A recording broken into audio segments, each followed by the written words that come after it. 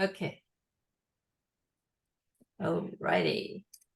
So I since we had been just talking about the technical side of evacuations and alerts and collaboration and etc., I thought it was important to just start right here, because Alert California is the group that has all these cameras to monitor for fires remotely. And it turns out they have multiple cameras all focused on Wildcat Canyon, which certainly is a problematic area. And then they have one that's over on, if you're looking at Pinole Valley, it must be located towards the top of Pinole Ridge on the south side of that slope. So Pinole Valley Road, you should be able to see it by looking up towards the north. But it's pointed towards the bay. And I was so baffled by that. They can turn these. I just couldn't understand why the default direction would be towards the bay instead of inland, where grass fires could start and so forth, or where Pinole Valley Park is, which is actually a major threat in my mind, or risk. So, and there's nothing whatsoever in El Sobrante Valley. So yes, where Ray is, where her place happens to look out and have an incredible view of of El Sobrante Valley, it would be close to ideal. That's really wonderful to hear, Ray, but I can't believe they just stopped. It seems to me it'd be more likely to have a fire starting in El Sobrante Valley than in Wildcat Canyon, but I just wanted to go there. And then I am going to go to back to the beginning of my PowerPoint. Come on. Okay.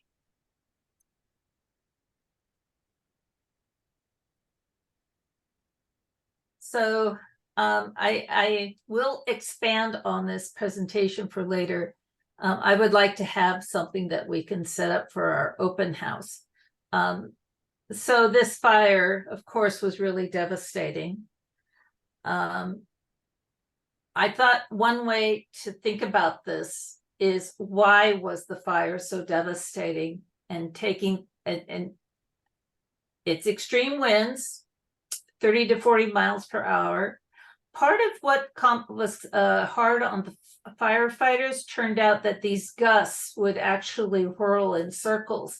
And so it was so turbulent, the embers were going everywhere. There was also a recent flash drought, and that had reduced moisture content in plants in a very short time. So I think in some ways people were kind of caught unaware, first of all, because they're not used to thinking about wildfires, but partially because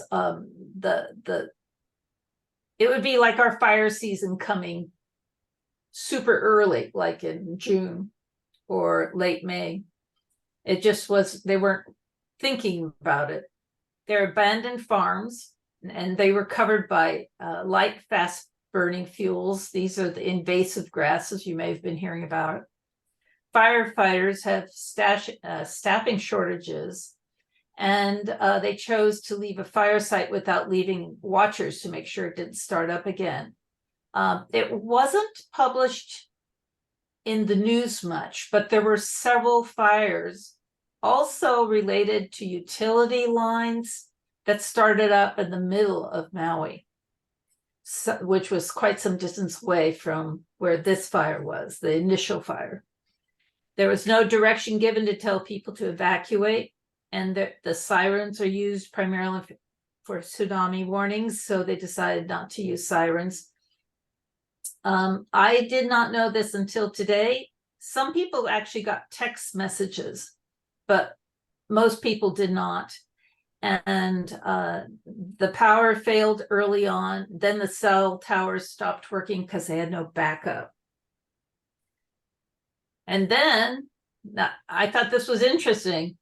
when the power failed, the fire hoses ran dry because they had no backups for pumps.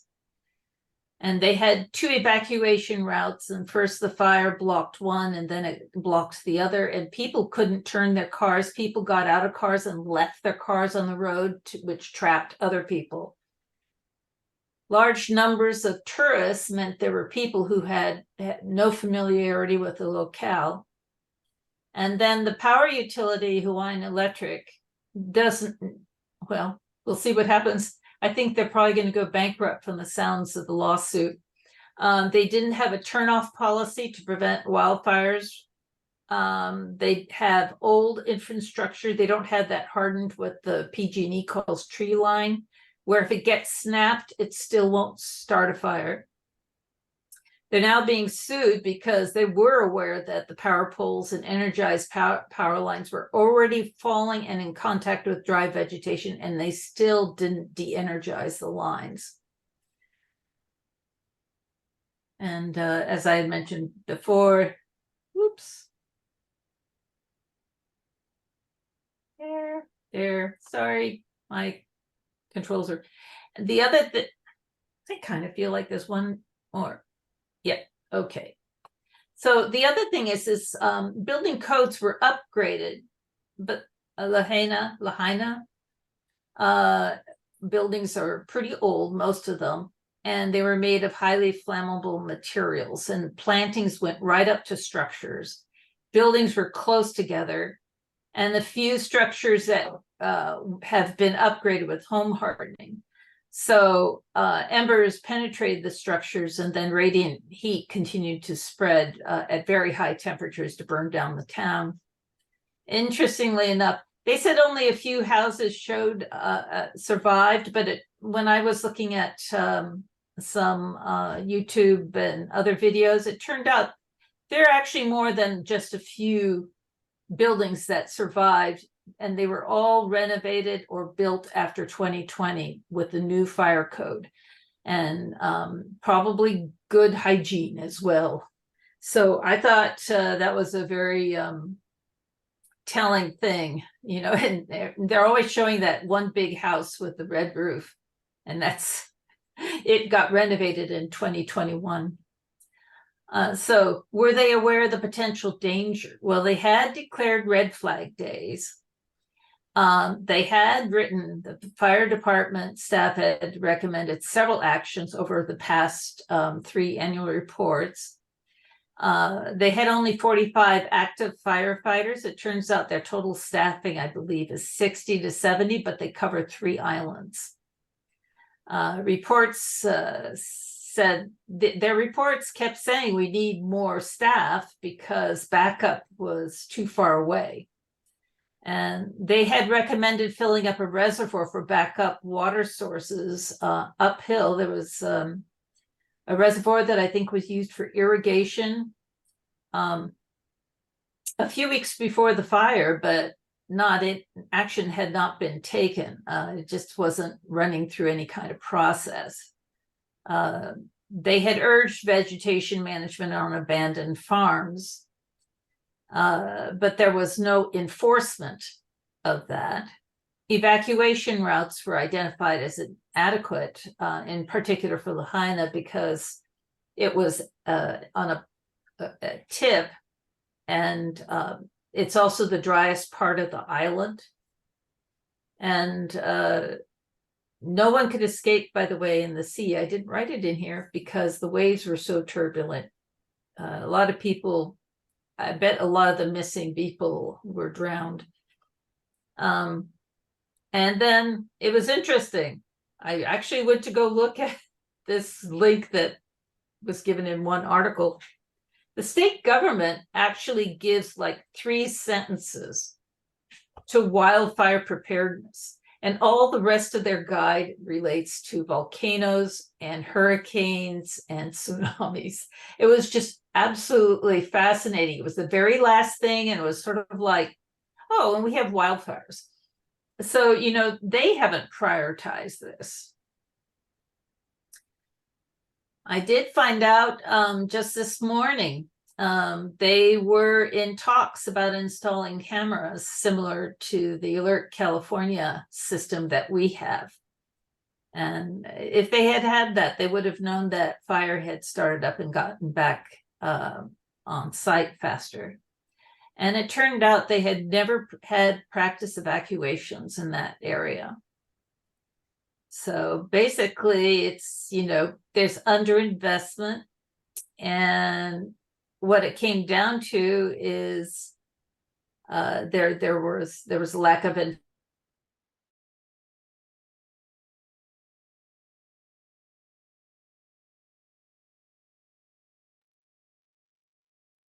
Is it my internet problem or Marilyn froze?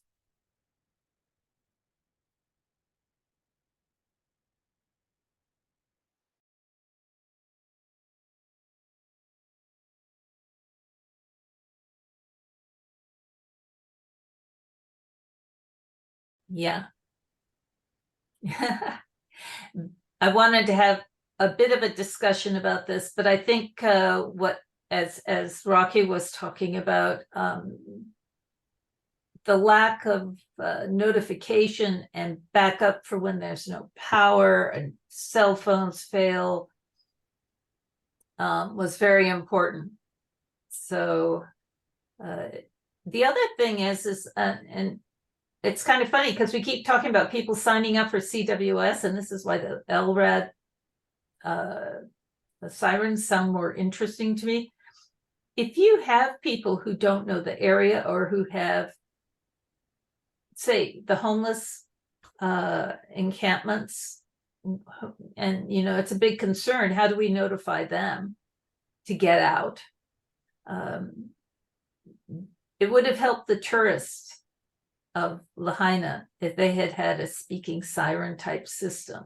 It was something I thought of immediately when I heard about the new LRAD systems being mounted in Berkeley. Yes, Soheila. Thank you. So I just wanted to ask to all of us to talk about lessons learned for us. I have some points I would like to suggest. I would like to ask Chief Montoya to share with us and everyone else, because I believe this is very important. If I may go first, I would like to go to Ray and the request for Alert California. Mike Wilson is still in charge of that. And he's our mentor who Chief Montoya got to help us. So I can put you in touch with him. So you ask directly for Alert California cameras in our area. And I believe we need more than your area. We need one in East Bay Regional Parks where the PG&E towers are. I believe Maryland should write a letter to East Bay MUD to make sure that their water pumps have backup power. And yeah, we need to write a letter. I can follow up on that to the city manager and ask about the fire code enforcement. I'm not sure if it's being done in the city of Richmond. I don't think if they know what code 7A is. So, and yeah. finally, subdivisions, we need to follow up with the help of Michelle. Pam is our volunteer here to follow up for subdivision emergency exit route in their community, but we need more of that. Chief Montoya, would you like to share what you think about lessons learned for the city of Richmond from Maui? Please. Sure, thank you, Soheila. Well, the part that I think Marilyn showed it on one of the slides is, that was just an extraordinary amount of wind and high wind that they had in the gusts, and that really limits you with any air support on that fire. I don't know if they had that, but one of the things that I'm waiting to hear is that that goes with the staffing was. And then they didn't have enough people to put on fire watch. But I had heard, and through a couple of the articles I read, was that there was a earlier fire in the day, and then they call knockdown, but then it re-lit on them. And so, Reignited. yeah, so then that's the part that is concerning, because, you know, just where I come from, I haven't experienced that here, thank God, but where I come from, LA County, we never called a fire out until we call what we term as cold trail, and that's really with the camp crews coming in on the perimeter of the whole fire and coming at least in, yeah, you're talking 20 to 30 feet to make sure that it's out. So until that occurs, no fire was called knocked down. So I don't know what the case is over here, but I'm waiting to hear on that, because that will have really a big impact on how they move forward with that investigation, especially towards the power company, because the power company is just going to, you know, I think turn to them and say, well, you guys should have never called that fire knocked down. So that's going to be a big deal as to what they determine, if in fact they did call knockdown and then that fire relit on them, reignited. Well, that's just a historical replay of the Oakland Hills fire. That's exactly what happened there. Exactly what happened there. He's always, that's out, it's down. They walked away after what? After watching it for about 10 hours, but it wasn't out. And then the big winds really just did everything else. And jumping an 8-lane freeway demonstrates how powerful those winds are and how unfightable they are. And that's the thing. It was so tragic in that situation. Yeah, and that's the thing. I mean, you can fire watch that thing for days, but what you got to do is fire watch it, and you also have to be actively pulling a cold trail around that whole perimeter. That's right. But you just can't sit there and just watch it for however long.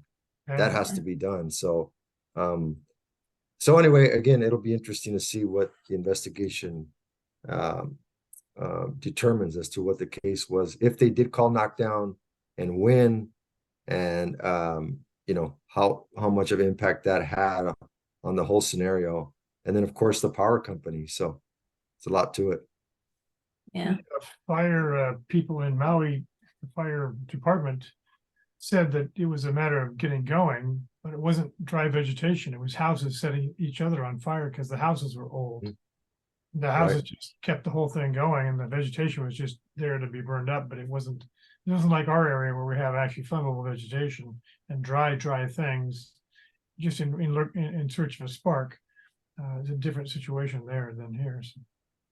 Right. Well, apparently the original fire was in grasses in an abandoned farmyard land. So it didn't start in town. It was southeast of town quite a ways. But grass carries fire very fast. It may not be that hot, but it's very fast. Well, it was wind driven. That was a wind driven fire. Wind driven fire. Yeah. There was one video that I saw that had, you could see the flying embers. And Soheila, you know, because we're working on that mesh, vent mesh.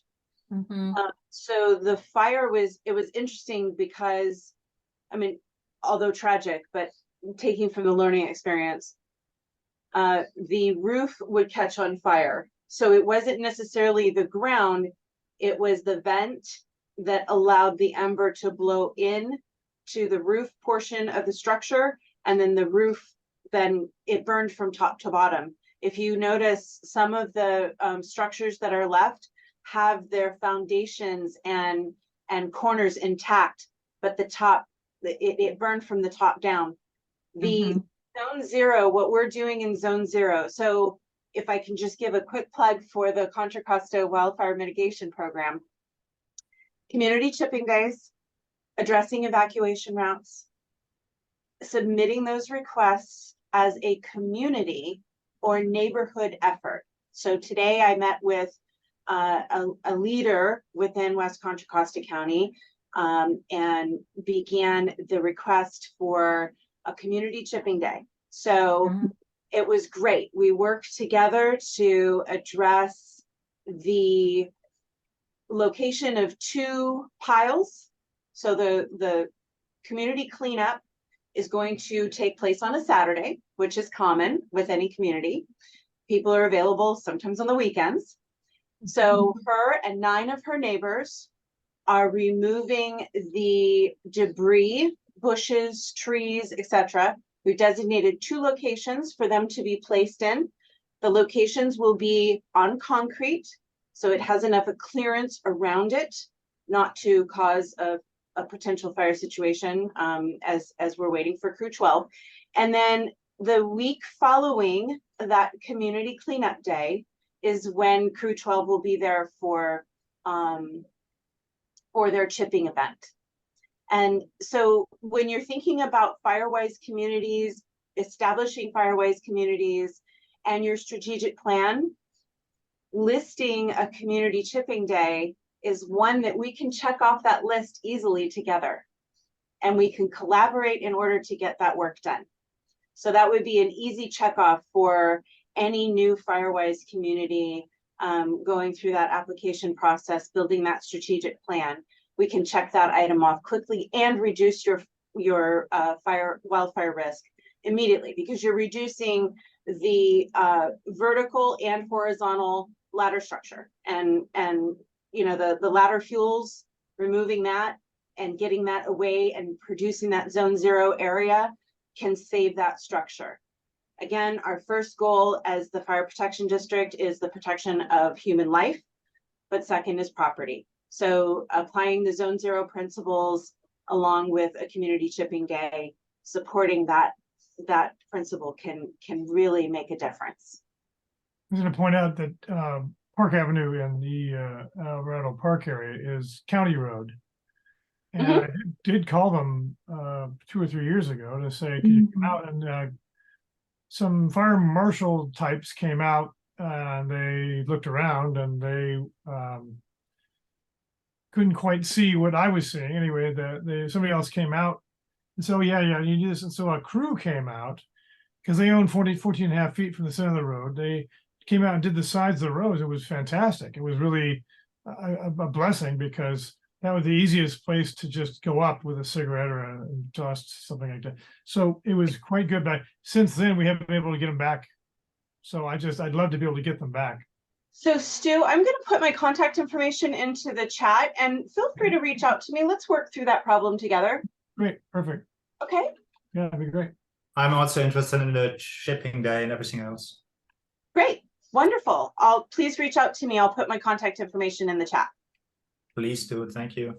Michelle, are you working at all or have thought of pinging the PG&E tree removal guys? The reason I mention it is to my horror, my neighbor has refused to have a dying 80-foot tall Monterey pine hanging over power lines. She has refused it because PG&E is going to cut this down to the ground and then leave the wood in her yard. And she says she can't pay to chip it. Okay, so are there other neighbors on your street, in your neighborhood, that we can get involved in a community chipping day that can add to that file? Yes, but I have a feeling she won't do anything to carry it out to the street. So I guess that's something we would have to address. So so when a private owner has a pile on their private property, if access is granted for Crew 12 to be on that property and retrieve those clippings and trees and everything for chipping, we'll just designate that as one spot, one pile. Okay. Yeah, but I was thinking PG&E might want to be able to tell people about this program, because you know, this is I think she's crazy, but obviously because they're going to cut down an 80-foot tall tree estimated at 10,000 feet dollars. That's a huge undertaking. I know, and they'll do it for free, but I do know there are a lot of low-income people who may stop that way, you know, at that point and say, I can't get rid of the wood afterwards. Right. And right. so it'd be great if PG&E knew that they could direct to So- measure X. And forgive me because I have so many new names that I'm learning. We have a contact at PG&E that we spoke to or was present in a meeting. Maybe if you could follow up with me offline and Mhm. let's work together to address that, because it sounds like it's going to be happening soon, and we obviously don't want a tree laying around Oh. dying off. No, she's refused to let it be cut down. That's why I'm a little bit hot under the because we're getting all the debris in our yard. Well, Marilyn, yeah. I'll bring my ice pack and we'll tackle it together.